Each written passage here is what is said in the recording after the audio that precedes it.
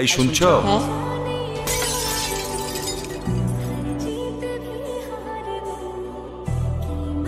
ছবিটা ভাঙলেন কেন আপনি?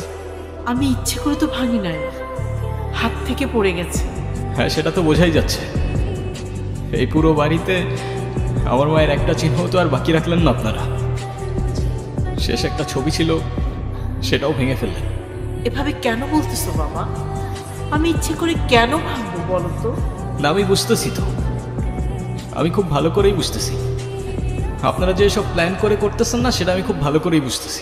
প্ল্যান করে করতেছি মানে? এটা আবার কোন ধরনের ল্যাঙ্গুয়েজ? প্লিজ ইভান, রাগ করো না বাবা। হইছে, মাফ করেন। আপনারা তরদ দেখাইতে হবে না। ইভান, তুমি তোমার মায়ের সঙ্গে এভাবে কথা বলছো কেন? মা? কে মা? আপনি আমার মা? ওনাকে বলে দিয়েন যারে তারে এনে আমার মায়ের জায়গায় বসাই দিলেই সে আমার মা হয়ে যাবে। ইভান!